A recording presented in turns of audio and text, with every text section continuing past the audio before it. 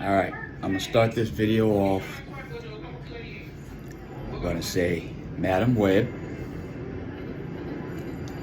Kraven the Hunter, Venom, and Venom and Carnage, and Morbius. What do all those things have in common? All four of those movies were made by Sony. Sony Marvel movies. Why did Sony, why did Sony think that during all this time that they could somehow, I don't know if they thought they could compete, they could level up to MCU by technically renting Spider-Man to MCU, but yet holding on to all of the enemies and the foes of Spider-Man. See, that just, to me, that was just kind of like a greedy stance. I mean, they had so much, they really had the power. So if you're gonna give MCU Spider-Man, why would you not at least do the same thing for the enemies? You could have put Morbius on loan. You could have put Venom on loan. Okay, granted, you guys made good money off of Venom. I mean, what, that was almost $1 billion, or was it $1 billion movie? Awesome. And the next one with Carnage. But then you fell off the ladder once you had Morbius.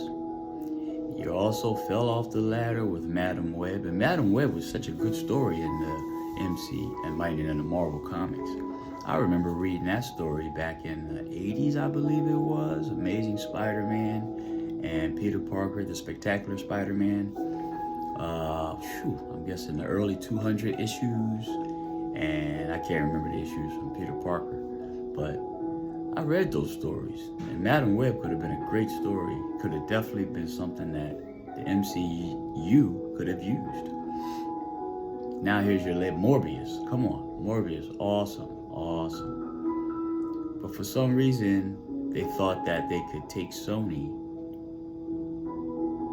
put Morbius, not have Spider-Man appear, and that was gonna be a good idea. No. Well, guess what? Today, it's been revealed that they are going to finally say, we cannot compete, we cannot make the money that we thought we could make off of these villains. And I think the last slap was Kraven the Hunter. They're not gonna make no money off that movie. Even though I hear that it's not bad, going there, no expectations. Those Sony movies, I will not watch those in the theater. I'm not gonna pay to go see those movies. They're not even put together well as far as, thinking, come on, you're just gonna show the villain's life? No Spider-Man? I ain't gonna lie though, I am kinda interested in seeing Madam Web. I'm gonna watch Madam Web one day. I'm gonna watch them all one day. I watched Venom, and I'm gonna be honest, it was okay. Carnage one, goofy. I'm not even gonna watch the third one. That looks really goofy. But people say they like it, but I didn't really like the first one or the second one, so. But I think Kraven the Hunter has set them over the top. They see that there's just no making money off Spider-Man villains, and you're not gonna have the appearance of Spider-Man. It's a joke. It's a joke. Now, if they're smart, they'll do the same thing they did with Spider-Man.